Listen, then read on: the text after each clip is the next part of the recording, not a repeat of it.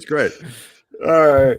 Hey everybody. Well, whoa. I don't know what just happened to Brian, but I think he's going to be coming back. Late night happy hour, Andy Kamenetzky, Brian Kamenetzky, TBD. And we are joined by one of our absolute favorites in the keeping with one of our heroes, the old David Letterman show, like the old one that he used to do in NBC and then CBS, not the current Netflix. He used to have recurring guests that he loved, like his Tom Hankses, his Steve Martins, his Alec Baldwins. That's what Mo Dakhil is to us. You know his work from Bleacher Report. You know it from The Athletic.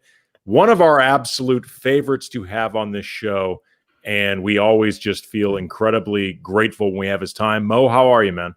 I'm doing great. For a second, I was worried. I thought as soon as I popped on, Brian was like, "Nope, I'm out." Nope. I was like, once I realized Mo has a piano. No, wait a minute. Did you grand piano? Look at that. I gotta say, the remodeling that you've done of the basement, Mo, in like the last month is pretty impressive.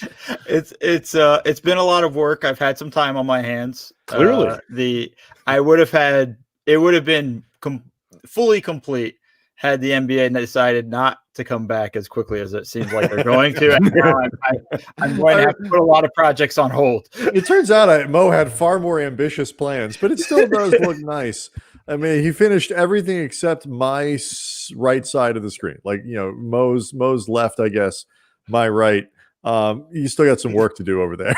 Well, yeah, I mean, so you can see I was working this way, then found out that the NBA was coming back and just dropped everything from here. In a perfectly straight line. Right there. It's so funny. Like, I mean, obviously, like you were playing around with Zoom backgrounds here, but like I remember the beginning of the illusion. I mean, dude, like Mo is right now had just been hosting one of those like Diddy white parties in his basement, and you just ruined the whole damn thing. Like, look at this, Cribs Dakhil. Seriously, it was hell, like man. It took like 5 or 6 times seeing that one background of like the very sort of like the long staircase that goes up the back, whatever. Before I realized, oh wait a minute.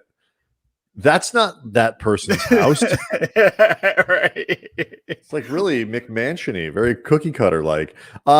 So Jesus, there's a lot going on today. Ton. And so much to get to with the signings and still some trades to go over and some stuff that hasn't happened yet. And whatever. I do want to start with the Lakers and the news that actually started before 3:00, where the Lakers apparently signed an undrafted free agent whose last name is Tinkle, and I've been giggling ever since then. I've been giggling most of the rest of the day because I'm a 4-year-old. But anyway, so they got a guy named Tinkle. But after that, let's save the Montrezl Harrell thing because that is the big story, and it's shocked everyone. I don't think. Andy, had you considered Trez as a Laker? Mo, had you? No, okay. Not at all. So we'll although I will say this, I had forgotten or not realized one or the other that he's a clutch client, and that always changes the math a little bit. Like, I'm not saying that the only reason he's on this team is because he's clutch. I'm just saying that is a wrinkle on the Lakers that we just have to acknowledge as reality. So because I have a feeling we're gonna end up spending a fair amount of time on that one because it is, it was so out of left field and so unexpected and Trez at this point is a very kind of a polarizing player given what he did in the playoffs. So let's start with actually the first move that the Lakers made today, which was signing Wes Matthews. Now that one is something that I think a lot of people saw coming. I know Andy you and I talked about that earlier in the week on the podcast, the Land of Lakers podcast. Mo, what did you think of that move?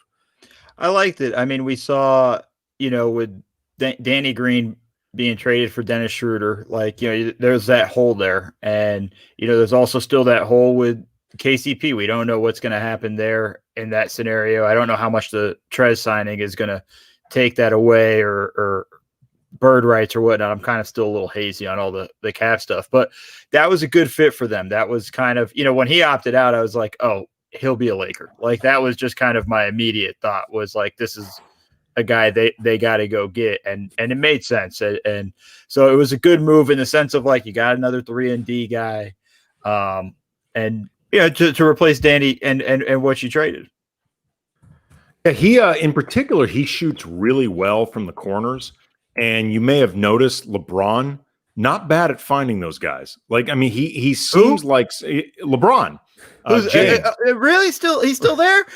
He is still there. He is chugging along and doing his thing. And he seems like somebody that, I mean, and I think this really matters too when you look at what's ahead for the Lakers.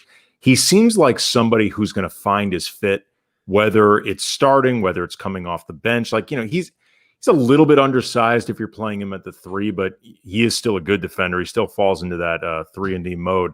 He seems like somebody who's going to find his fit with the Lakers, I think, relatively easily and quickly.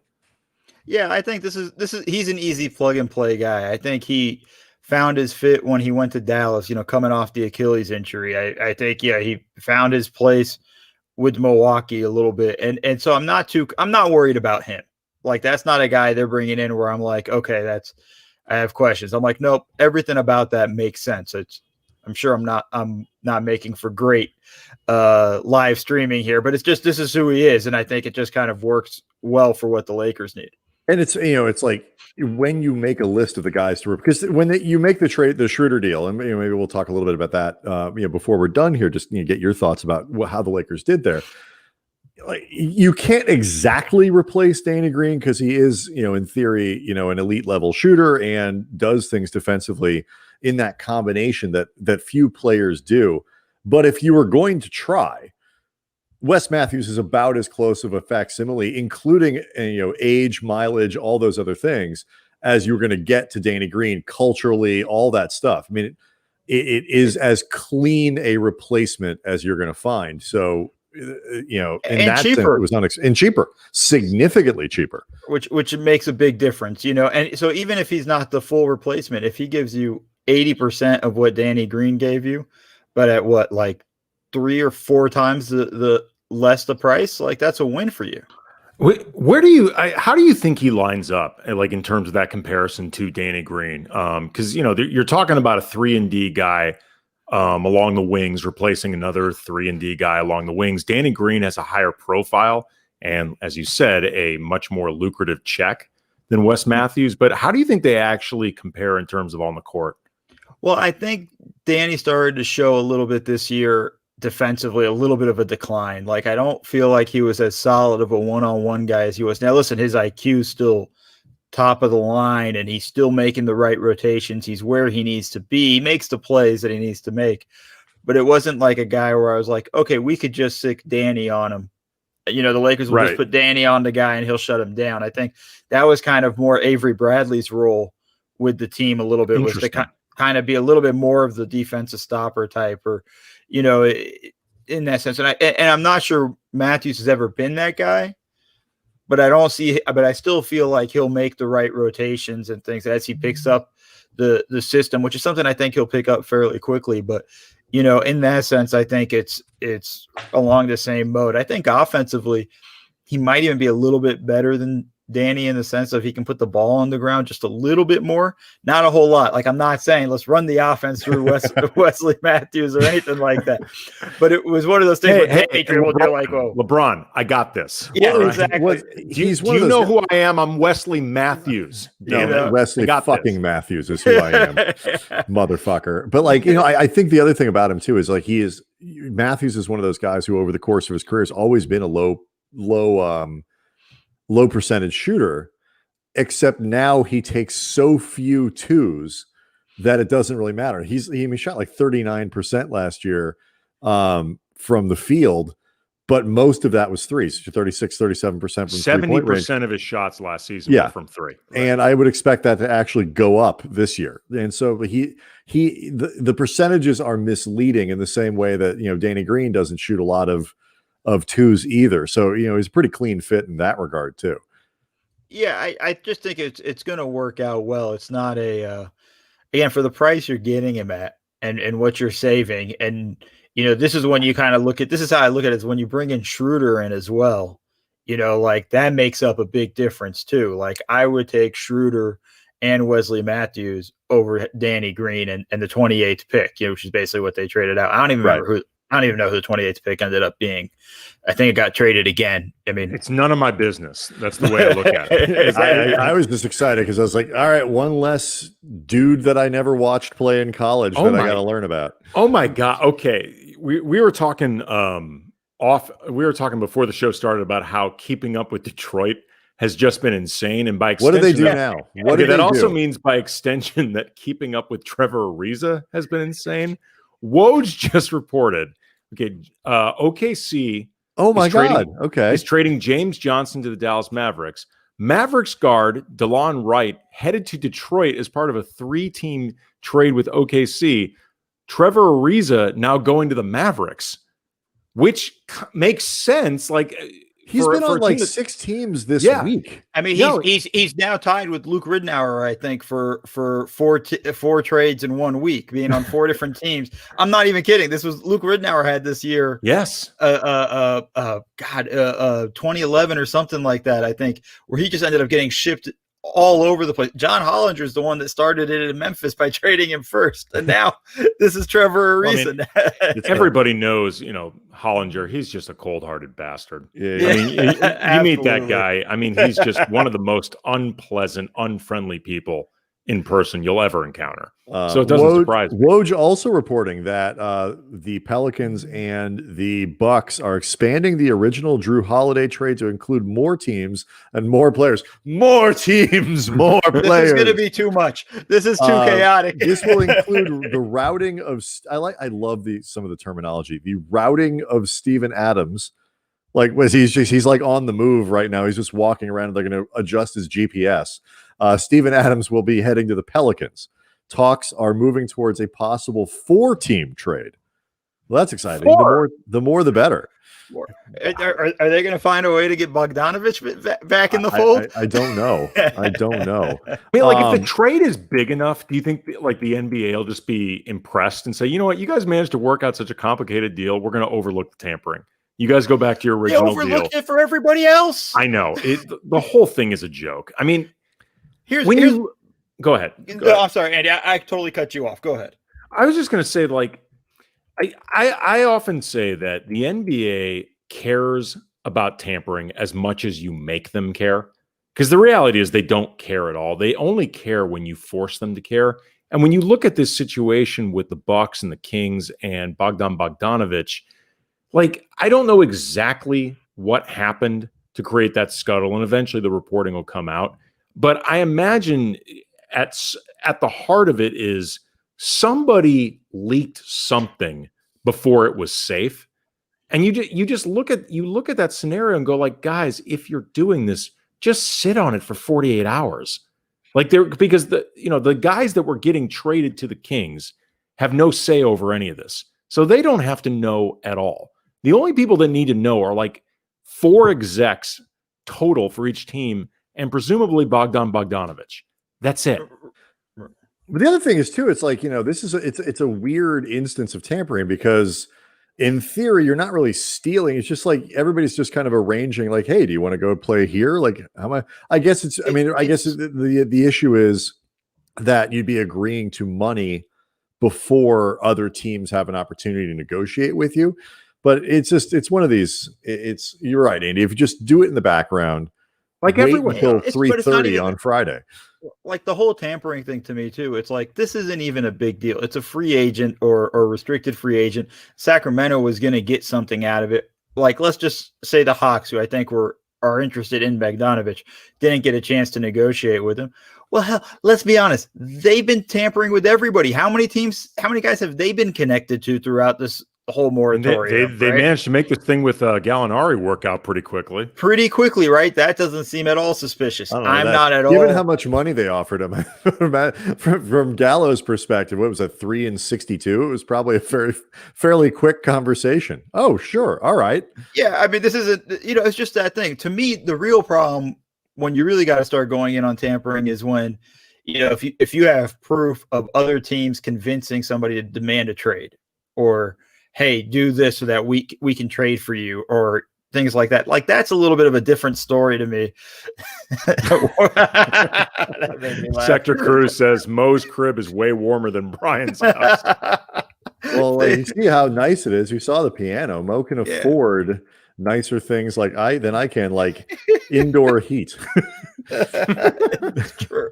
It's true. I'm also in this part of the house. I mean, I could do. I actually, before I was sitting on the couch, I was doing this, but I look like now that's a little. Look at Mo, Sith Lord kind of thing. Yeah, little Emperor Palpatine kind of. Yeah, it's like look somebody at Mo report to me in hologram form. Look at Mo flexing with his short sleeves, just showing off that heat. I mean, I imagine it's generally. I imagine it's just 72 degrees in there at all times. Mo's like Dwight Howard. If I'm surprised he's wearing a shirt. Like, if I had that kind of physique, I probably wouldn't wear one. Oh no, I hide it well. No. I hide that part very well. It's the reason why I have to run regularly. It's just to make sure I can burn the donuts off. Okay, so the Wes Matthews thing makes perfect sense, and everybody kind of saw that one coming. It was on everyone's list. This is, I guess, sort of a precursor to getting to the Trez conversation, but Dwight Howard's exit from Los Angeles felt on brand to me.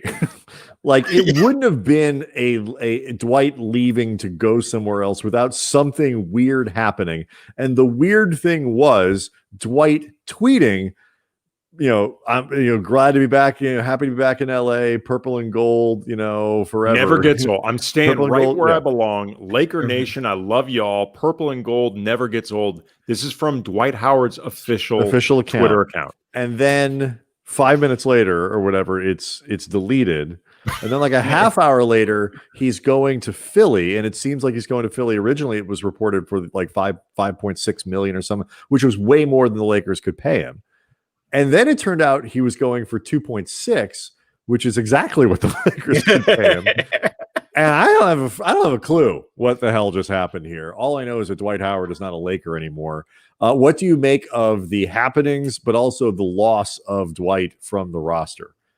I think that one hurt a little bit. Look, he was productive for, coming off the bench, and more productive, I think, than anybody really expected, right? I mean, it was kind of a joke when they first re-signed him, right? Or it was a pickup because DeMarcus Cousins gotten hurt, one of those situations, and everybody was like, but it's a non-guaranteed, low risk, high reward, and it paid off for them. He played well, he behaved, he wasn't really as obnoxious as he's been in other places, and he was huge for them. I mean, throughout the regular season, and had some big moments in the playoffs, in the Denver series, most importantly. I mean, he didn't play much in the Houston series, didn't play much towards the end of the Miami series, but like, that mattered, right? He made a difference for the team. So that is a bit of a hole there, because he was solid defensively, I thought, for the Lakers, for all his warts, and that's going to be a problem. Now, the whole coming and going, tweeting, I'm staying, no, I got to delete this and leave it.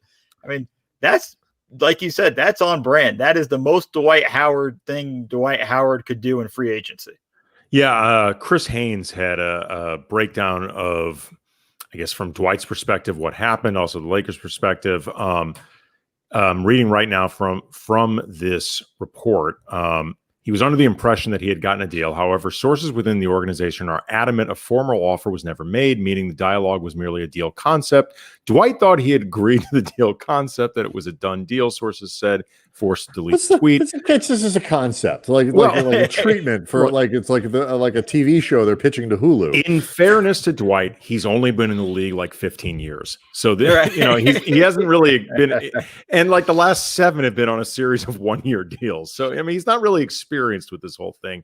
Laker management informed Howard's agent they had to consult with team ownership and seek approval before making an official offer. Sources said Howard waited for nearly an hour without hearing back. Sources said communication was strictly between the Lakers front office and Howard's agent. Sources said this, and this source is really giving a lot to Chris Haynes. Meanwhile, the Philadelphia 76ers are being ultra aggressive in courting the big man, led by the new head of basketball operations, Daryl Morey, who is the general manager of Houston, blah, blah, blah.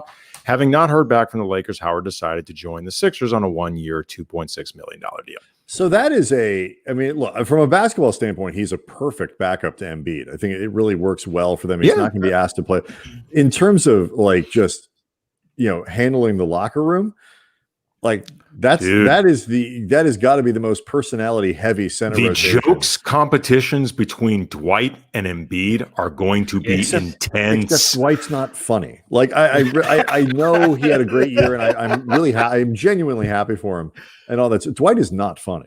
No. I didn't say he's funny. I'm just saying these competitions will be intense because they both take their jokes seriously. That's true. Yeah. No, I think it was a good fit for Philly just to have that backup for Embiid and to spell him a couple minutes here and there. I think that's kind of going to be the thing.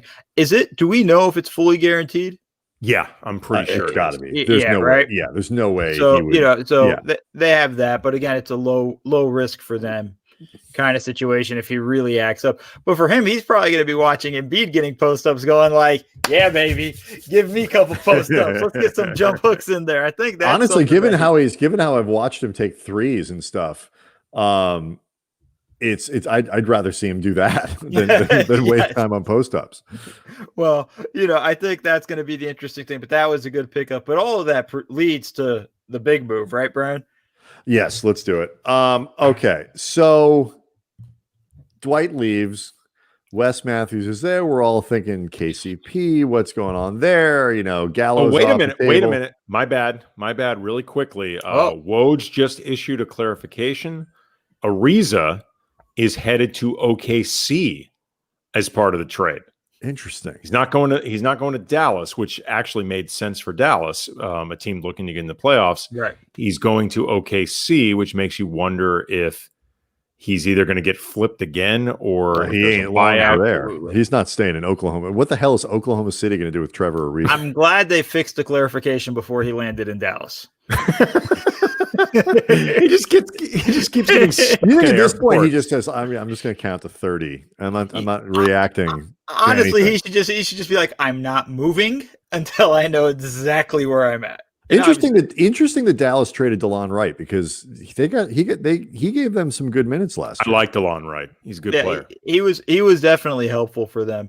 I think that's kind of, but when they brought in Josh Richardson from Philly in their trade, I think that kind of cuts down his opportunities a little bit more, and it allows Richardson to have the ball in his hands a little more when Doncic goes to the bench. So James Johnson, the NBA's most dangerous human, he goes to Dallas. DeLon Wright to Detroit. The Thunder get Ariza, Justin Jackson, and of course, draft compensation.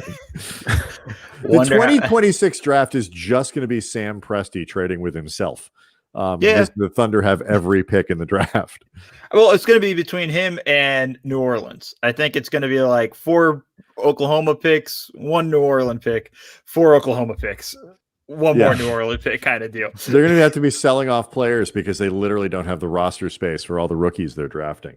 All right. So anyway, we're all minding our own business, just following Twitter. And all of a sudden, the Lakers break the internet because they have agreed to a 2-year deal with Montrezl Harrell. I put this out on Twitter, guys, that you kind of mentally go through, how does this player fit? How does that play for basically every player entering free agency? I did not do this exercise with Montrezl Harrell because why on earth would I do that? Well, I should have apparently. Let's start with the good. What is good about this signing for the Lakers, Mo? I think he provides a real powerful punch off the bench offensively, especially in the pick and roll. He brings a lot of energy. He's just a ball of fire, rebounds really well on the offensive glass. The Schroder and Harrell pick and roll is going to be pretty effective. And I think that's going to make a difference. They're going to be able to rest Anthony Davis a little more, going, for longer stretches. They're going to have Harrell going, him and Schroeder running the pick and roll, kind of keeping the floor spread and things like that. It makes things a little easier for the Lakers in that sense. And I think that's a big thing that they're looking to kind of beef up their offensive punch. Yeah, you and I are on the exact same page with that. I tweeted out earlier that I think I would figure, or at least hope, that the Lakers are looking to preserve LeBron and probably even Anthony Davis too, after just a really quick turnover and the Lakers, getting all the way to the finals, winning the championship. The ability to generate points without one or maybe even both of them on the floor, especially early on in the season, is a really big deal. Schroder and Montrez look like they could potentially be that source of points. And, it remains to be seen whether or not Schroeder is going to start or come off the bench.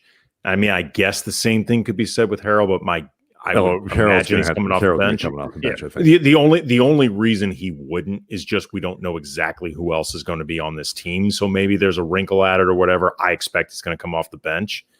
And those two together could maybe really buy those guys a lot more time to rest, a lot fewer minutes, stuff like that. That's really going to be important this season. And that's the type of thing that I think is valuable, that allows you to overlook some of the issues that come with Harrell that, really came to light during these playoffs with the Clippers.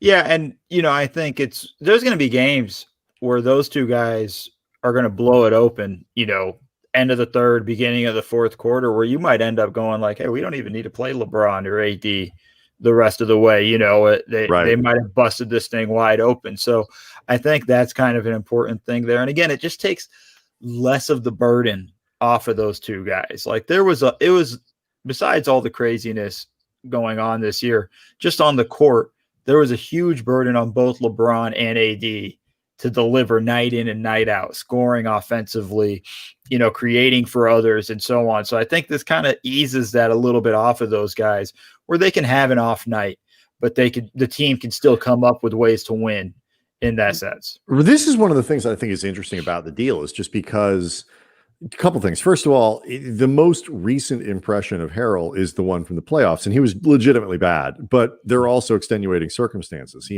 had the whole thing with his family and his grandmother passing, and like he said, like it was not something he was able to bounce back from. He wasn't in shape. He couldn't play with that energy and there was also a lot going on with that team in general. And so it is easy to forget, because the other part of the season was done. It was 11 years ago at this point. And so it's hard to remember that far. Montrezl Harrell was 9 years old when that part of the season finished. How good he had played. And so the regular season portion of this, and we'll get to the potential shortcomings, which I think a lot have to do with what you do with him in the playoffs based on what we just saw. But I don't think the people who are like, all that matters is the playoffs, I think are kind of missing a point here. And Andy, you touched on it. Like, how you get Davis and LeBron through the regular season, particularly this year, matters. And, you can't ask LeBron to do what he did carrying the load offensively, where they were so dysfunctional with him not on the floor. You can't ask him to do that again this year. And I don't think you can ask it of AD either, who was also pretty banged up by the end of the bubble. So, they've added, an 18-point a game guy in Schroder. They added an 18-point a game guy in Harrell. They are a much better offensive team. Now, they're not going to stop as many people, but they're a much better offensive team now than they were at the end of the season. That's going to make a big difference. That is, the regular season is important. It is a real consideration, Mo, I think, in trying to figure out, what you're doing and how good you can be in the playoffs. It's not just about the postseason. No, and for anybody that thinks that, look at how the Clippers approached this past season. Their whole attitude was that it is all about the playoffs. It's all about how we get to the playoffs. The way they attacked it and had this whole deal with, we're not going to worry about some of these bad losses. As long as we're healthy and getting into the playoffs, we'll be fine. But look, they got into the playoffs. They were rolling. They were the second seed, and it fell apart because they didn't develop that chemistry. When you look at the way the Lakers did it last year, they invested in chemistry, and equity, and they all put in the effort and everything like that. And it kind of built. There were never whispers of this being an unhappy locker room with the Lakers. There was all the time you would see it with the Clippers. Yep. I would watch the Clippers in the regular season, and I'd sit there a lot with Wozny Lambre, who lives right near me. So we would carpool the games, and we would talk about on the ride home. Like, Does man, he also I did have not a know piano? that. no, he does not have a piano. He does not have a piano. Like, do you make Woz pick you up just so he can see your house? Like, just see the way you're living? Woz doesn't have a car, so I'm always driving. Wow. So See, that's basically the whole thing is that just is lording such it a over scam. him. Because we know Woz knows how to drive. Like he knows how to doesn't drive. He doesn't want to have to. It's like our friend Trop, who for years drove a 2-seater, like a little Alfa Romeo, so we'd never have to drive anyone anywhere. That's why you also it was such a scam. You don't have a pickup truck because everybody always asks you to help them move. Yeah, true. Kind of deal. But it's a reverse pickup truck. Yes, but we would always talk about it. This team looks more like a team that was just thrown together. There wasn't cohesion or anything like that when you looked at the Clippers. Like, it's going to be really interesting hearing the comments. Yeah, 2 months into the season from Harrell, because he's going to talk about it being night and day difference. And the regular season, back to the original question, this is where it matters, is you develop your habits in the regular season, and that's what sustains you in the playoffs. And when you don't take that stuff serious in the regular season, when you have bad habits in the regular season, it's not going to change overnight. You're not going to be able to just say, like, okay, now I'm going to have good habits. It takes a while. Yeah, and one more little thing that I think is important about these, and Andy and I spent a lot of time on the Schroder deal, and both of us really like it. The other thing, though, that they've done with both of these acquisitions is they've given themselves space to get younger, which is really difficult to do. They've got access to young, not all-star talent necessarily, but Trez is 6th man of the year. He's a good player. I mean, both of them 6th man and runner-up. Yeah, and so these are good, really good basketball players. Schroeder's 27 and Harrell is 26, and for a team that's capped out the way the Lakers are going to be, that have very few to no draft picks, the way the Lakers do, now they have control. The ability to keep around 2 guys who are, in their mid to late 20s. That's a big win. And it is an important part of this deal. And Pelinka should be, praised for that. It changes the timeline and the trajectory of the franchise. I'd push back a little bit just on Harrell because it's a 2-year deal with the player option for next year. I thought it was team for the second one. No, it's player. It's player. So he's going to, which makes sense for Brian, him. He's a clutch client. That's true. Clutch clients do not get team. And then does that mean that means they do not have the bird rights on him for next year if he opts out, or do they? I don't believe they do. I could be wrong on that. Okay, well, I think you're actually right. But the way I would look at it is, for him, it's if I have a monster year, okay, he's going to opt out and get the bag he thought he was going to get. He thought he was going to get 18 million at one point during the season. Everybody thought he was going before the bubble. Right. And I think that obviously, so now he's trying to rehabilitate that. So if he has a monster year, he opts out. Okay, he's basically a mercenary for the Lakers. If it doesn't work out where he's had a monster year, he doesn't feel like the money's going to be there, then the Lakers have him for the next year. And I think after that, they might have the bird rights after the 2 years, where they could sign him longer. But I'd push back there. But the getting younger, even just for 1 year. You have to admit, it was a really good idea. Were it true? No, but the Schroeder part is, and I think that matters. Yeah. For everything you said too, even if you just add one more guy that's younger, makes a difference, and it's going to help this team. So I'm with you on that. And that was the other aspect of the Danny Green trade when they traded him. Danny Green's 33 years old. They got 6 years younger in the process. Mo is so, like, the way Mo gently corrects you when you make mistakes. It's like getting a massage. It's like a foot rub. My buddies on my group chat would totally disagree with you. That was so nice the way you did that. On my own show, just the way you just sort of let me down there. All right, let's get to the potential issues. Really quick, by the way, before we get to the rest of the league, I just wanted to address something that I've seen a lot on Twitter. I'm not even done with Trez. But go ahead, okay. It sounded like you were.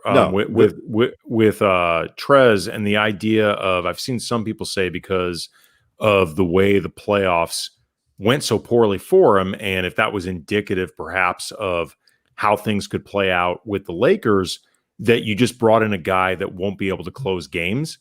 And, maybe that's the case, maybe not. I'm not sure. A lot of this has to do with who's on the team, and we don't know everybody who's going to be there.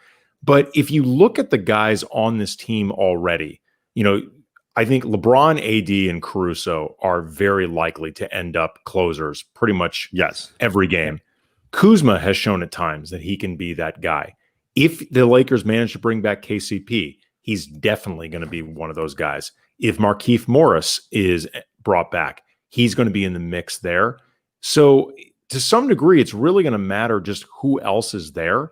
And if the Lakers have enough options that they can close games without Harrell, it really just turns into how much do they care that they're paying a guy $9 million a year to More not importantly, be how on. much does he care? Right. Well, I mean, if From he a cares, chemistry standpoint. well, I mean, if he cares, I would say, start playing better defense and you can solve the problem for yourself.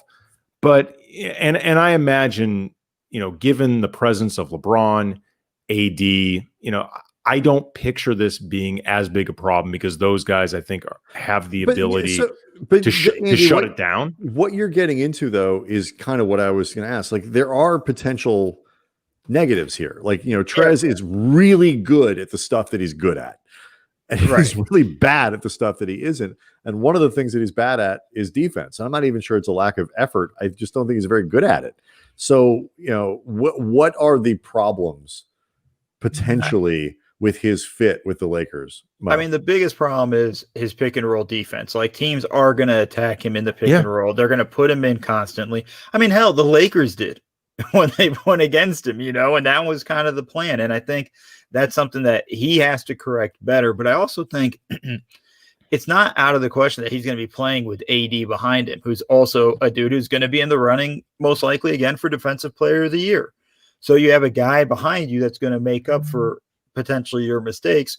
Whereas before, he's had this whole, when he was playing in the games, he was replacing Zubac. Like, he was the big man, and that was a bigger issue in that sense. So I think there's those opportunities that can kind of make him look a little better defensively too, because then he could be more aggressive hedging or trapping in the pick and roll, knowing that AD's rotating behind him and helping, or, LeBron or anybody else. And I think that's going to make a big difference for him. But his defense is the number one issue, and it's not a lack of effort. Like, we've seen it from guys who just don't care defensively. It's just, this guy just can't do it. It's not like doesn't want to, just can't, just doesn't necessarily grasp the concepts as well as you wish he would, and things like that, and just has a hard time guarding in space when he has to switch onto a guard. So I think that's something that Vogel's going to have to figure out, and how he's going to kind of adjust to everything. But I want to go back real quickly to what Andy was saying before about closing lineups. The thing about the Lakers this past year was they didn't have a signature closing lineup. All year long, it was, you're the guy that gets it done this game, and I actually wrote about it. I think after they beat Boston in LA, and asked Coach Vogel about it. And it was really a luxury for him because they felt so comfortable with everybody that they can go, they had 6-7 guys they trust in closing time, whereas teams sometimes struggle to find 5 guys that they can put on the court for closing time. So I think that's something. So some nights it is Trez is going to be on the court closing because he's playing well and he's rolling and it fits well with the matchup. Sure.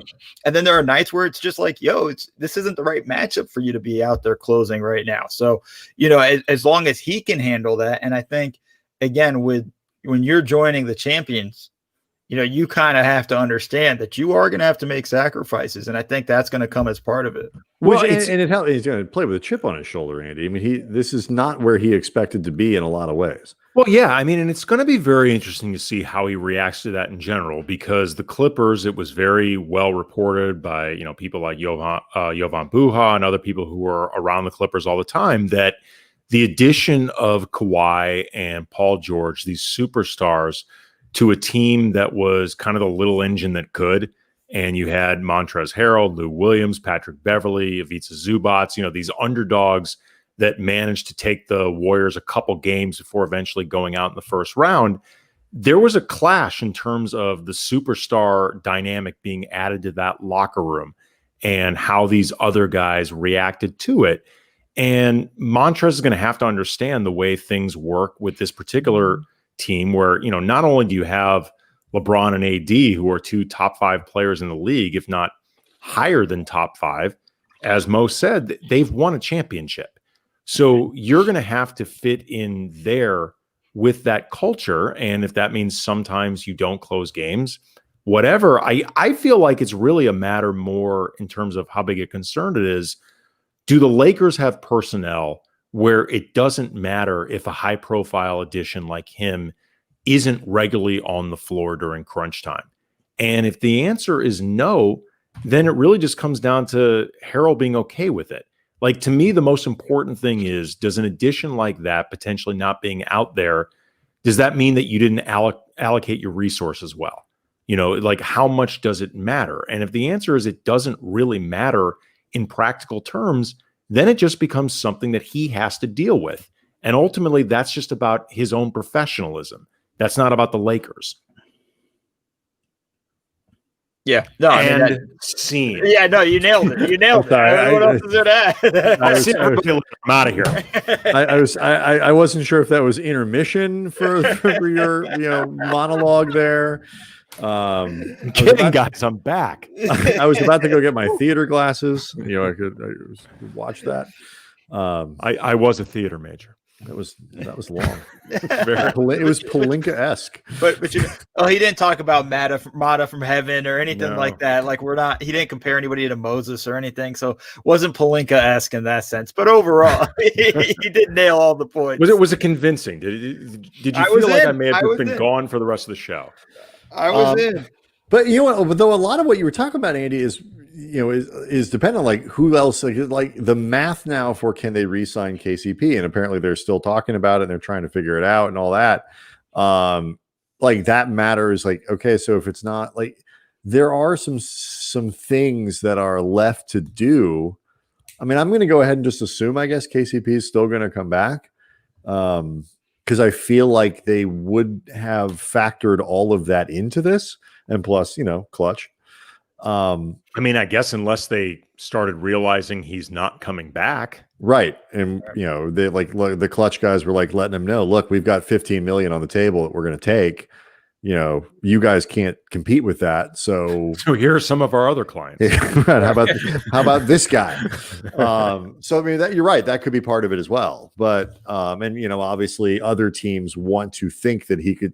Clutch wants other teams to think that he could still go back to the Lakers because it drives up the price. So there are some holes here. JaMychal Green, Shams reporting, is going to Denver. That's to replace Jeremy Green. That's actually Grant. Jeremy Grant. That's not a bad recovery. No, but another loss for the Clippers. Are having a rough night. The Clippers are having a bad night. I mean, you look at the one big move they made is Marcus Morris, 4 years, $64 million. And I'm going to be honest, like I wasn't excited when they traded for him.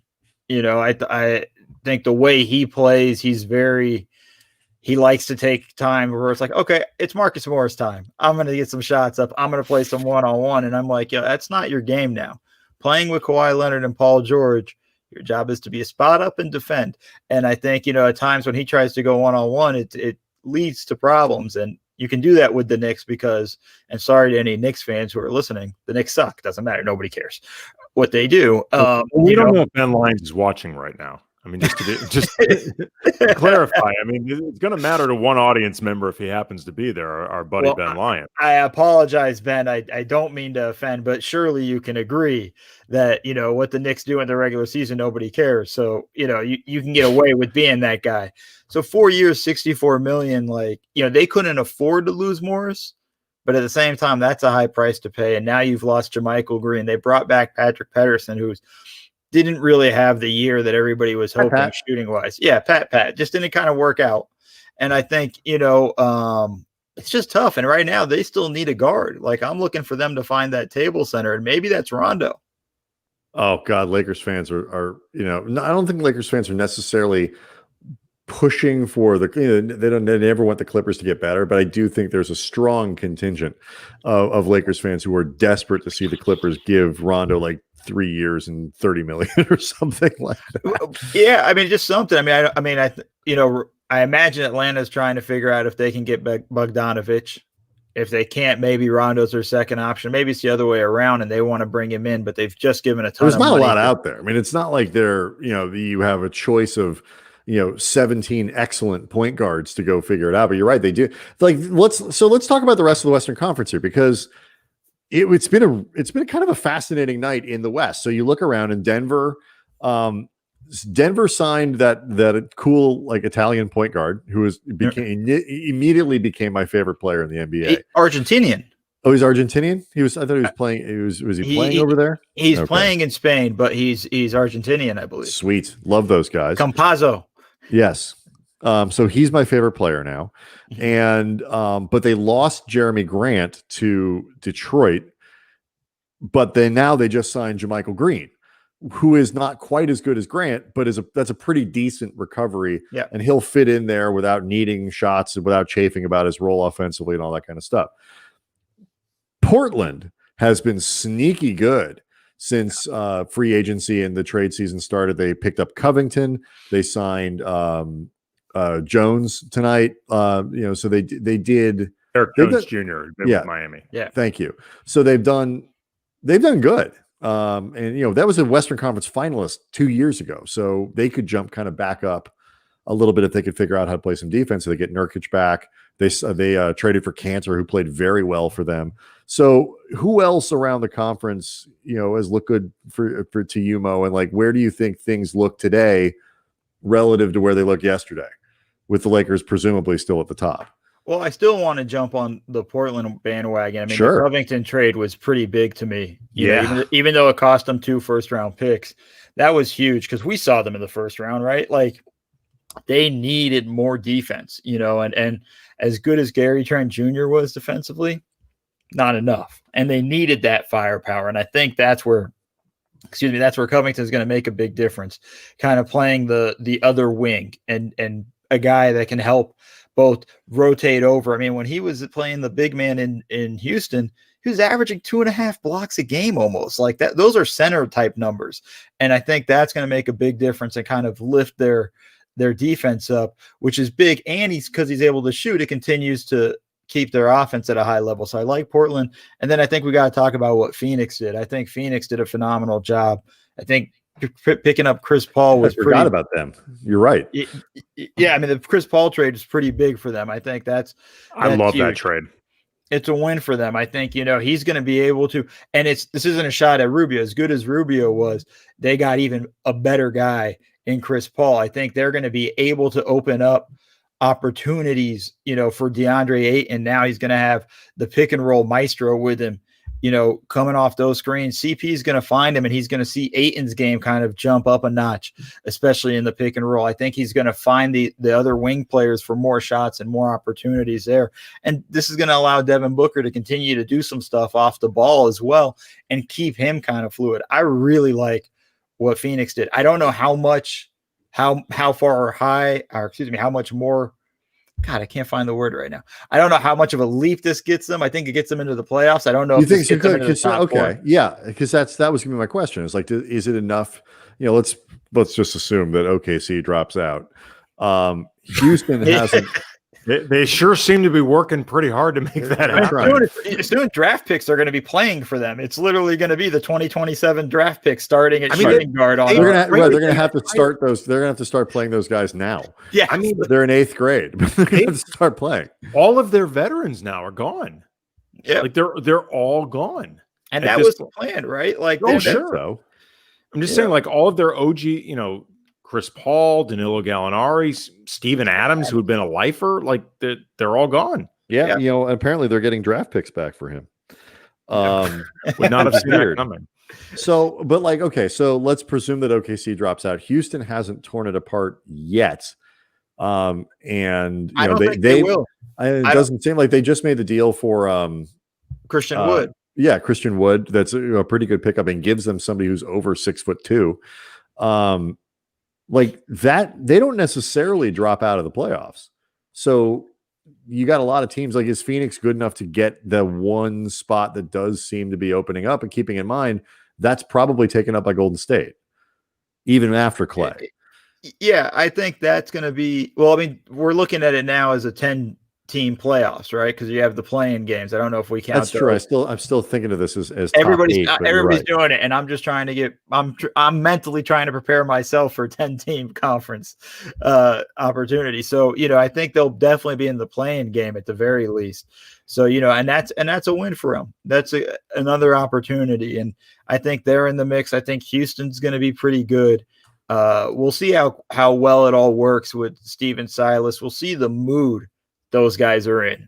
Like if Harden comes and goes, even though he demanded the trade, still going to come to play, they'll be fine. And same for Westbrook in the long run. But I think it's going to be an interesting Western Conference because this thing's stacked, and this is going to now come down to, how quickly can you keep your continuity, or how quickly can you ramp up if you guys are bringing in a bunch of new guys, and can you stay healthy? Because that's really what's going to come down to. I think it's going to just come down to attrition for a lot of these teams, from 5 to 10 to shoot. I mean, it's going to be like 13 teams that can compete for this.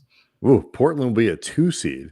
That feels a little aggressive to me, but they could easily jump back up in the top, I think they're in the top 4. Top 4. 2 is high. I think they could be 3 or 4. But everybody's going to forget about them, Andy. I mean, people are not, when people make their rankings, and all that kind of stuff, they're going to forget about Portland.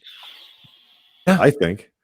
Yeah. I mean, last season was really weird for them because, they were coming off this Western Conference Finals appearance that was to some degree kind of a surprise in and of itself. And then they had so many injuries. And then they ended up having a good run in the play-in portion of the bubble to the point where, people started talking about them being, I think the talk about, or the narrative about people saying, oh, they might upset the Lakers, that was overblown. That was not really being said by a lot of people. By anybody. Right. It was said by Charles Barkley, I believe. Right. Like, I went back and looked. It was 27 of the 28 experts, on ESPN, basketball writers on ESPN.com picked the Lakers. To be fair, I was somebody who had that series, Lakers in 7. And the reason I thought it could be Lakers in 7 is I was assuming Damian Lillard would play the entire series. Right. I didn't think he'd get hurt. I also thought Zach Collins would play at all. And it turns out he didn't. So those type of things, those were all things that different people, different analysts around the league were taking into account when they thought this team could be difficult for the Lakers. And also, by the way, it's easy to forget now, the Lakers were really bad in those 8 games or whatever it was leading into the playoffs. Their offense was just the level of revisionism among Lakers fans, like when they think back on the disrespect that the We Believe Lakers received on the way to the title, is kind of shocking. Like they were awful, Andy. Yes, they were awful. Yes, they were not playing well at all offensively. There was a lot of talk about whether or not they really missed Avery Bradley. Yes, like I know that I had I think written about for The Athletic, or I know we'd certainly talked about on the Land of Lakers podcast, like the idea that before playoff Rondo was really a thing, I think they missed Rajon Rondo, despite all the Rondo slander that now everybody also forgets about was going on during the regular season. Of course we believed in Rajon Rondo. Yeah, right. We were desperate for him to come back. Exactly. I mean, all of these things changed. Yeah, other than the first win against the Clippers, they're in a Clippers team that didn't have half their players, but like the signature win that the Lakers had in the bubble in the play-in games was the one, was the Kuz shot. Against Denver, and like people forget that was against Denver's third string. Like Denver's Bowl Jesus, right? They sat all of their players in the second half of that game, and the Lakers were playing everybody and barely won. Like they looked awful. So the get out of here with that. Yeah, I mean, there's a whole level of revisionist history all of a sudden with the Lakers. I mean, all of a sudden everybody loved Rondo, and it was like, everybody was campaigning for Caruso to play more minutes in January and February and all of that. None of that's gotten forgotten in that sense. And I just think overall, though, I mean, you kind of get to, the victors get to write history, all through, the way it goes. So I guess they get to rewrite some things.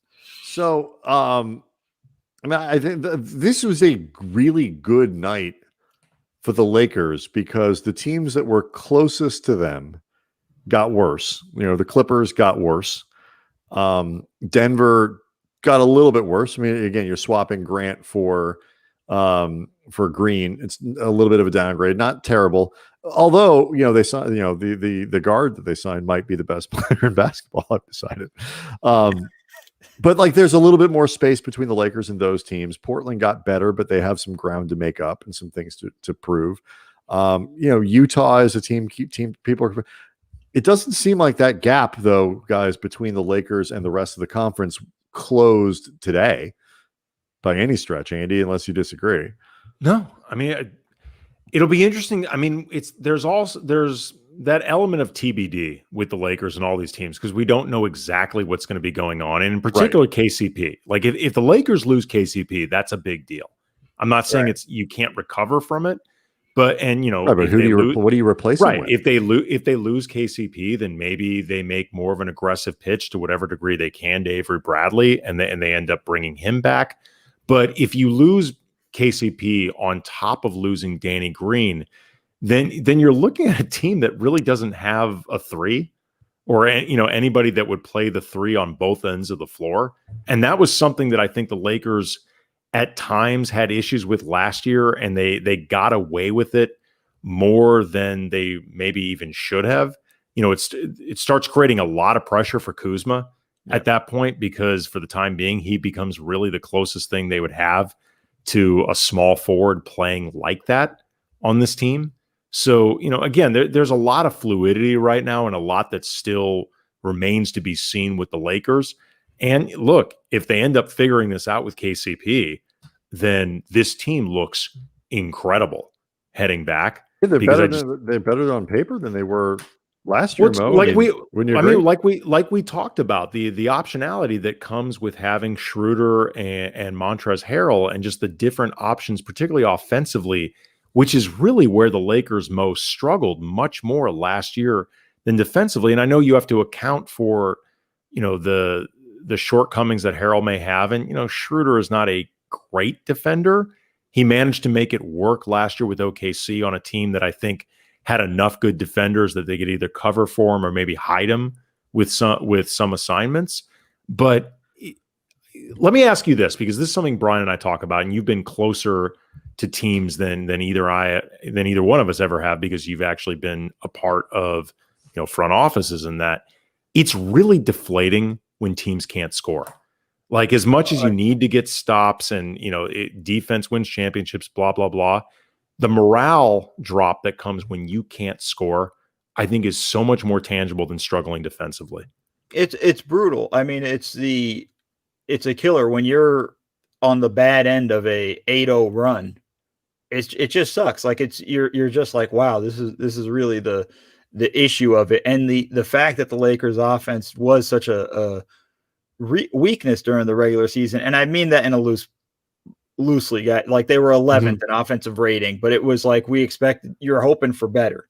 And I think that was something that whenever LeBron went to the bench, it was a big concern. Everybody was just like, okay, how many points are they going to give up in this instance? Because the ball would stop moving. Yeah. Guys wouldn't cut as much. It became a real issue in the regular season. They were able to overcome that in the playoffs because Rondo started to really kind of show himself in that run and kind of get everything going. And I think, it can be soul crushing, but I think for the Lakers right now, they kind of have a defensive identity. Like Schroeder's an okay defender, but how much better does he have to be defensively when he has guys behind him that are pretty good? And I mean that really, and it's going to put more pressure on Davis to perform defensively, but it allows Schroeder to be more aggressive up front. He might come up with a couple more steals because he's able to go at guards a little harder in that sense. So I think it just kind of opens things up. But I think the Lakers went into this offseason going, we need to address our offensive weaknesses.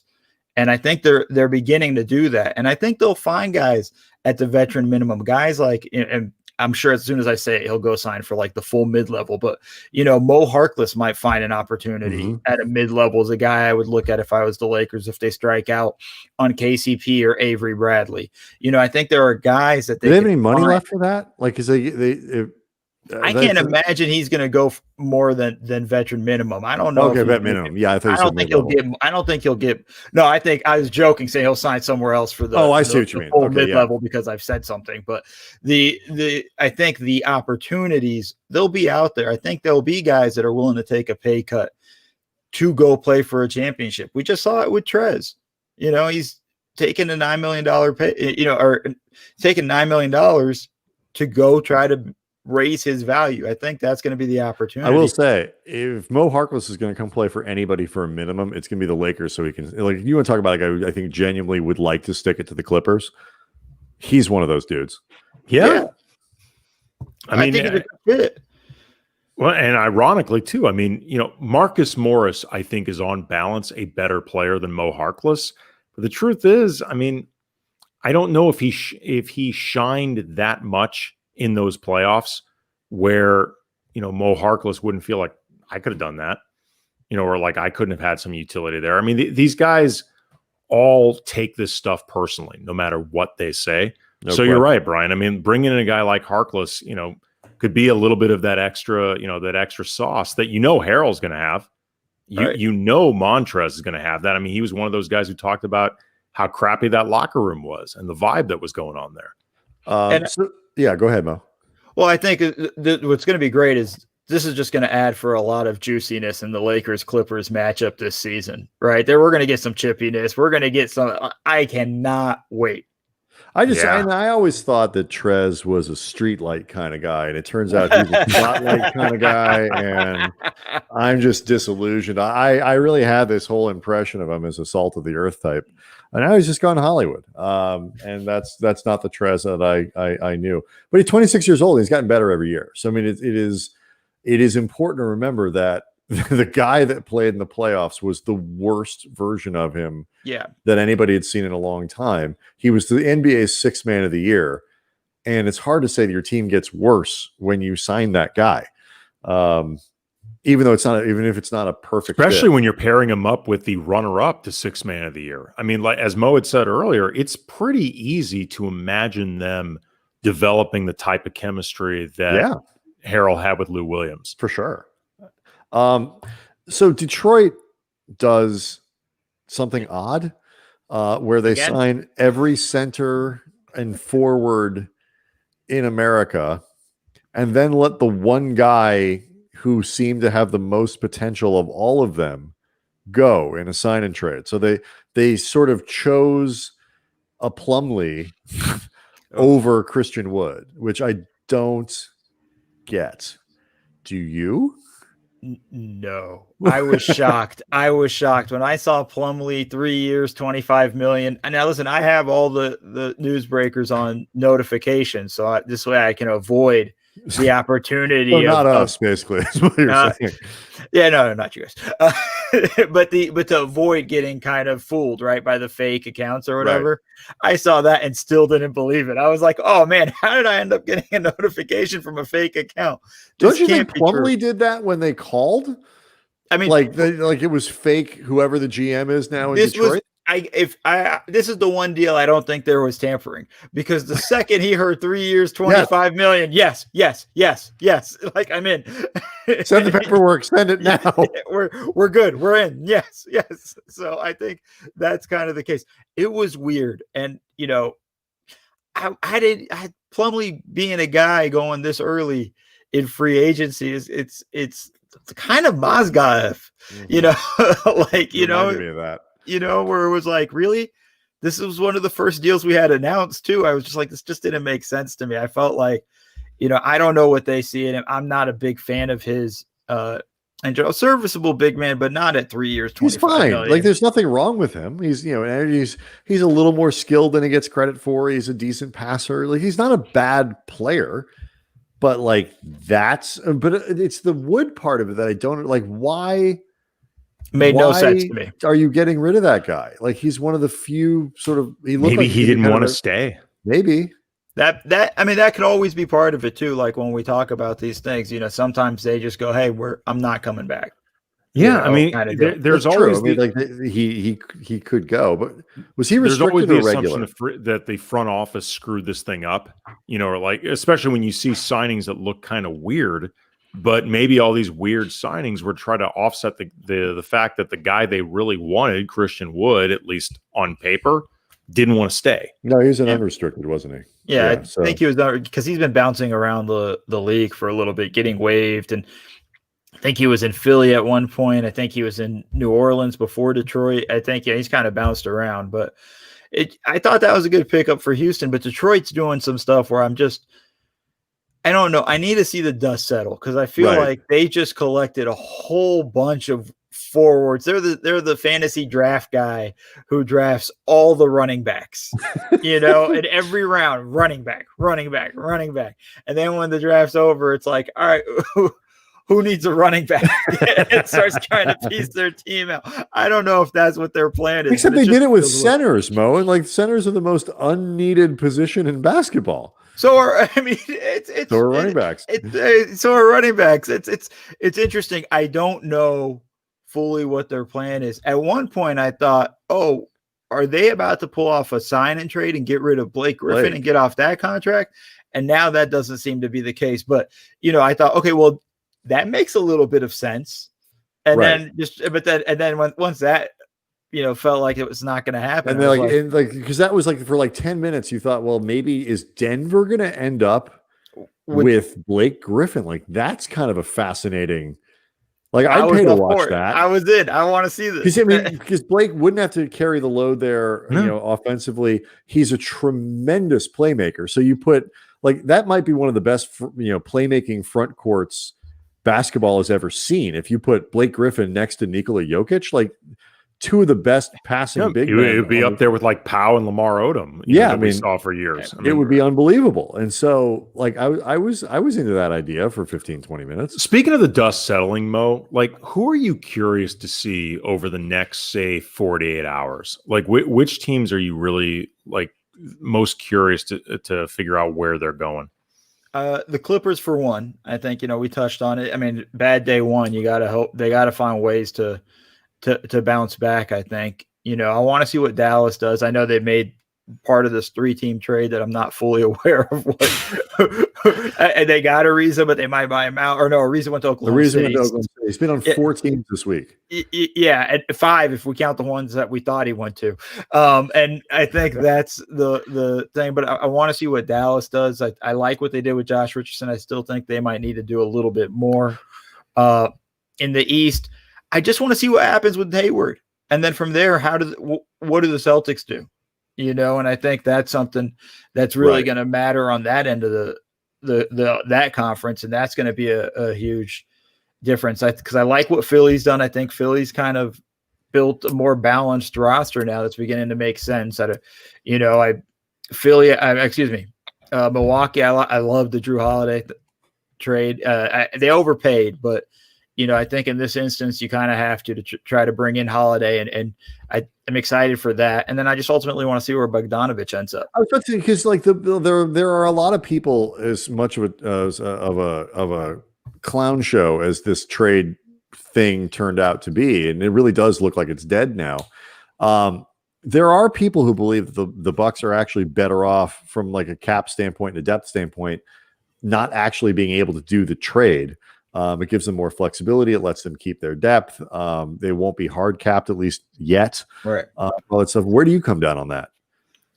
I kind of looked at it. I was excited for having the 5 starters. I thought that would have been a great starting 5 for them, and essentially closing 5. Bogdanovich, Holiday, Middleton, Giannis, and Lopez. And yes, they definitely had holes they'd have to fill and things like that. And I think, again, that's where you go, minimums and things like that to find those opportunities. This isn't a bad way. I saw that they've re-signed Connaughton. They have DiVincenzo. They still need a backup point guard and probably need to find another center. But, I call the Pistons. They got several just waiting. But I think this is one of those instances where I don't think either way was wrong. But for me, I'm looking at it now and I go like, okay, but I'm still not sold fully on their closing five yet. But I got to see it in the see how it looks in the regular season once they put this piece together and how Holiday fits. If Holiday's able to unlock guys, like make things a lot easier for Middleton, it's not even Giannis, because Giannis is going to get his. But if he's able to make life easier for Middleton, able to get Brook Lopez cleaner looks from three and things like that, then that's going to be a big difference for that team. It's just crazy how, like, over the last 24 hours, we've gone from this collective perception that Giannis is just about to sign that supermax and he has to be blown away by everything the Bucks did. And, the 2021 offseason just became this totally anticlimactic event, to now all of a sudden it feels like, if nothing else, things could be a little bit more fluid, a little bit more in play. And we're all reading tea leaves for Giannis, who is, for whatever it's worth, never seemed like the type of guy who loves to leverage this stuff in the first place. You know what I mean? Like he may be more, methodical and calculating than any of us realize. But that being said, and I don't know Giannis at all, but everything I've ever heard from people that know him better is that's not who he is. Like all things being equal, it seems like he'd like to stay in Milwaukee if he could. Like he's not looking for a larger spotlight. Like he's not somebody who's just going to be dissatisfied because he's in a smaller market, for everything that I understand. Yeah, no, I think, for me, I hope he stays in Milwaukee. I think it's good for the league. I think it's good for small market teams in that sense. And he doesn't strike me as that guy. He doesn't strike me as the guy that goes out recruiting for guys. We've seen the stuff where why do I need to go work out with other guys? I'm just going to work out with my brothers. That's all he really cares about. And he plays this piano quite often. So I know him personally. I'm just kidding. But the sense I've gotten from him over the years of just watching him and reading quotes and things, it doesn't strike me as he strikes me as a little bit of a different superstar than we're used to. But ultimately, he wants to win, and he has to see a path to success with the team they're putting together, and that's going to be the deciding factor more than anything else. And that's going to be the real question that the Bucks are going to have to answer. Yeah, it's just funny, like you can find fault with, no team is perfect. You can find fault. The Lakers have opened up holes. In closing others, they've opened some, and but they filled the Danny Green hole a little bit with Wes Matthews and all that kind of stuff. I've said since the Lakers got Davis and started filling out the rest, the hard part's going to come this year, next year, the year after, in terms of maintaining a very competitive roster. And with limited assets, in probably the year the Lakers had the best opportunity to improve themselves, of all the contending teams, they've gotten better. I think they've improved more than any team. I guess maybe you could argue Milwaukee just by getting Holiday, but they've done really good work. They are a far more talented team now than they were last week in terms of just raw NBA caliber talent, and that's pretty significant. Yeah, you got to feel good. If we're doing winners for day one of free agency, it's the Lakers. They got to feel, not even that. They dealt a blow to their biggest rival right now in the Clippers by taking Montrezl Harrell. Like, that's a shot. That's not just a signing. Like, to put it in simple terms, like, I messaged my buddy in the group chat who's a Clipper fan as soon as that came out, going like, man, you're going to hate this. And his response was, that was the one outcome I did not want. He's like, I was fully prepared to let Montrezl Harrell walk. He was mentally ready, but then when he was going to the Lakers, the amount of just cursing I got in the text message change was impressive. And it hurt them. Yeah, and look, there could be ways that the Clippers could recover. Like I was tweeting a little bit back and forth with Chris Herring from ESPN and 538. And he had mentioned that Serge Ibaka should be really high right now on the Clippers wish list. And if they could somehow manage to get him, that's obviously a huge recovery. He's somebody that a lot of Laker fans had hopefully had earmarked for themselves. And now I would say that feels like a pretty large improbability. But, you know, there are obviously ways that teams like the Clippers and other ones around the league can make moves to try to put themselves as close to the Lakers as possible. But like you said, Mo, I mean, when you take away a guy like Montrezl Harrell, who had been such a big part of the identity of one of your biggest rivals, even acknowledging that he had a really bad playoff. And may have been going, and like you said, Mo, may have been on the move anyway. Like, I think there was a legitimate argument as to whether or not the Clippers should bring him back. But yeah, still I didn't think they should. Absolutely, right. But it hurt them. We got. I don't know how much time we got. Well, we got to talk a little bit about Brooklyn, right? Like, sure, that show that's happening. Untimed program. We can do the little Brooklyn before we go. Even somebody in the chat just put Ibaka's going to the Nets. Like, that's something that rumored wise, you know, it's something that's rumored wise and whatnot. But like, when I look at the Nets, I'm very confused by what they're doing. You know, they traded for Landry Shamet. Okay, I'm not as high on Shamet as other people. They just re-signed Joe Harris, and I'm just looking at it going like, man, who's playing defense on that team? KD's coming back from an Achilles. We're here to watch points.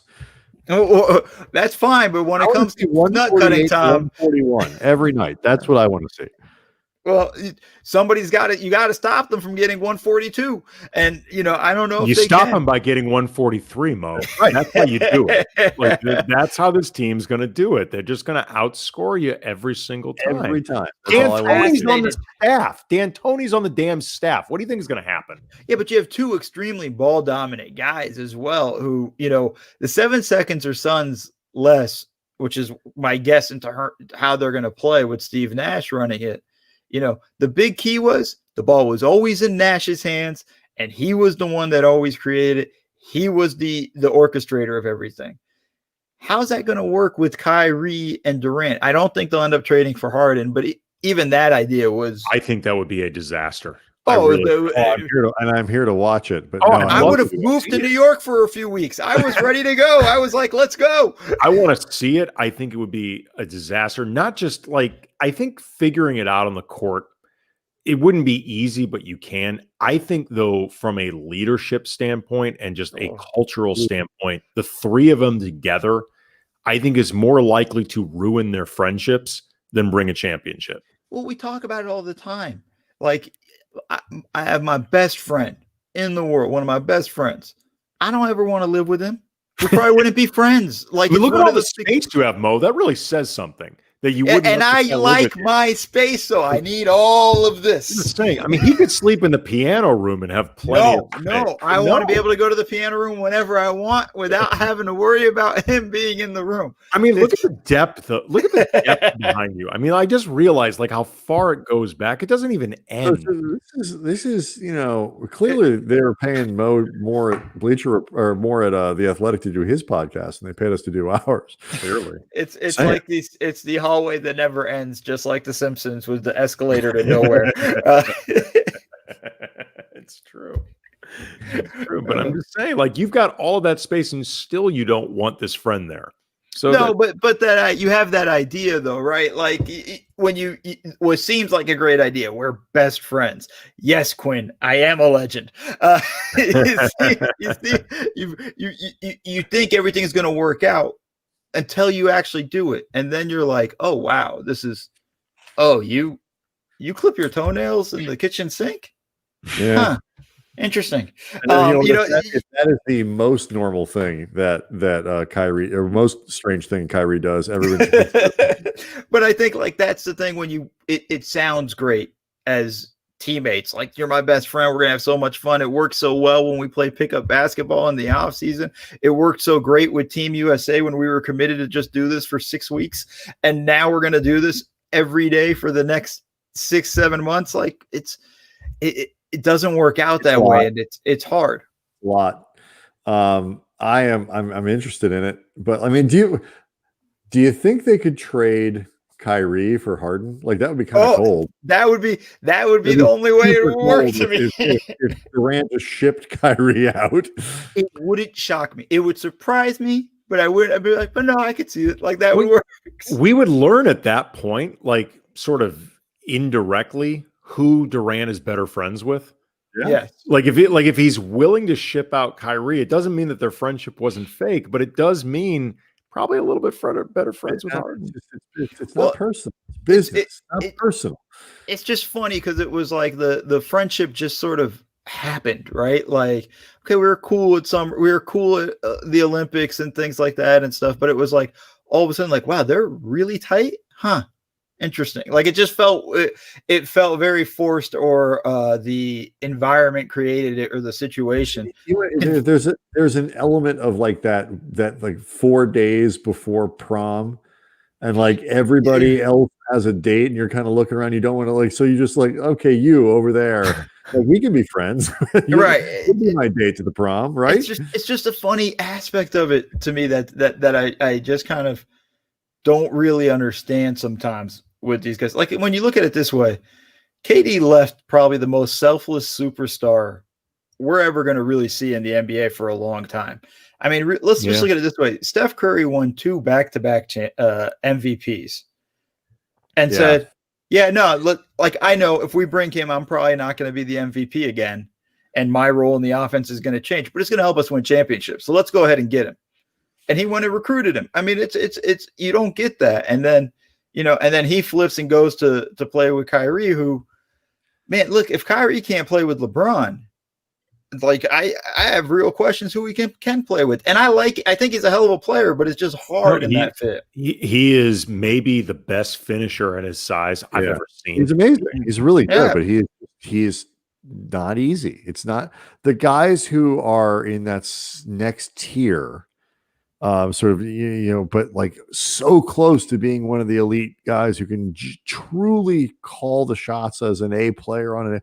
It can be a tough spot for those guys to be, especially when they're playing with somebody who is clearly in that category. It's one of the things that's so fortunate for the Lakers with LeBron and AD is they complement each other really well on the court and temperamentally. And that stuff really matters. I mean, like when you talk about superstar egos and guys who have the right to have the type of ego that they have, the composition of all this and the guys that you decide to mix and match together, it really matters. It's the whole thing. You can't just everything looks great on paper doesn't necessarily mean it works on the court. And I think we saw it with both teams in the finals. Right? Like when you look at the roster of the Miami Heat in particular, like in the beginning of the year, did anybody really stand out to you? Like, okay, Jimmy Butler is cool. We kind of know Goran Dragic, but that's about it. But this whole team fit together perfectly. They understood how to play together. They had great chemistry with each other. And they were able to beat teams that had more talent than them. I thought Boston was the more talented team individually. But this Miami team just plays better as a team, and that matters. And I think sometimes we get so, hey, let's just grab all the talent and then figure it out.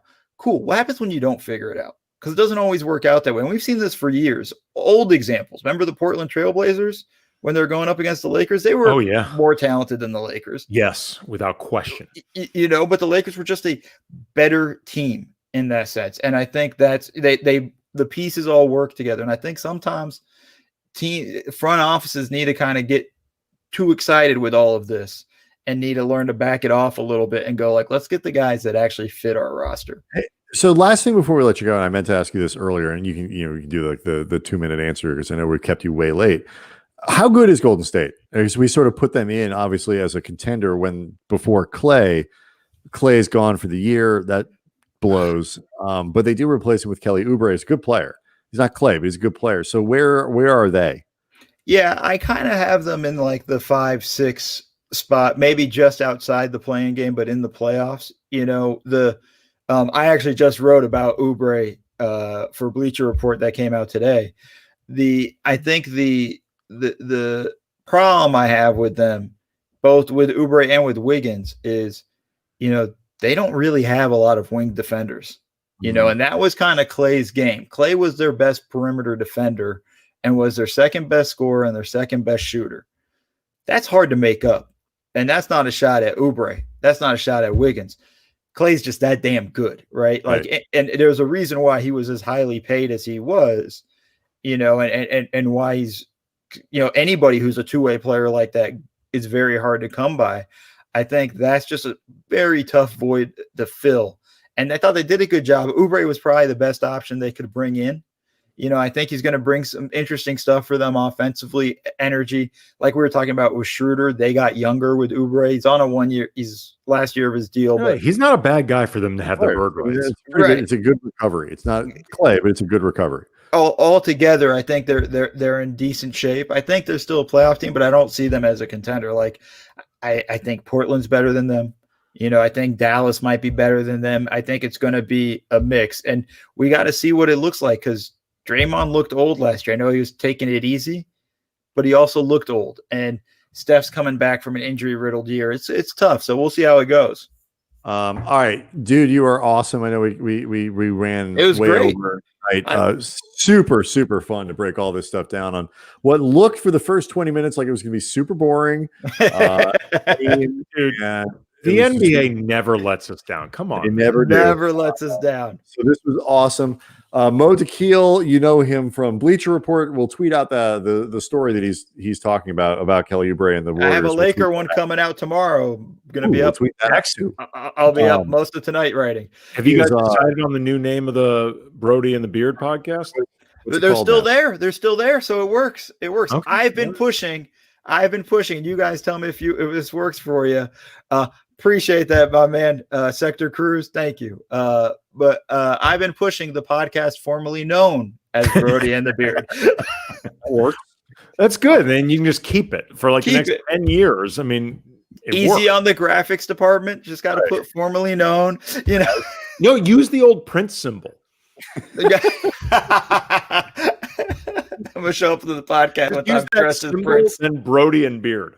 There we go. It works. So currently it's still Brody and the Beard at the Athletic with Kelly Eco, and then also the panoply of Count the Dings podcasts. There are just too many to name, but Mo appears on those frequently. So, dude, thanks. No, thank you guys for having me. I always have a good time. You're the best, buddy. We love you, man. All right. Next week we're taking a week off. We're taking Thanksgiving week off. Get a little rest. I'm not going anywhere. Nobody knows. No, we're not. Like it's a regular holiday week where normally people would take the week off from an endeavor like this. But we will be back the week following after Thanksgiving. We've already got a couple people lined up for that week, and it'll be a lot of fun. And by then, free agency will be even crazier. So we'll see everybody next time. Please remember, this is available as a podcast. Go to iTunes. Late Night Happy Hour, you can listen to it, you can rate it, subscribe, all that stuff. It's that way if you miss a show you can catch up. We'll see everybody after the holiday. Happy Thanksgiving. Dank u, Nederland.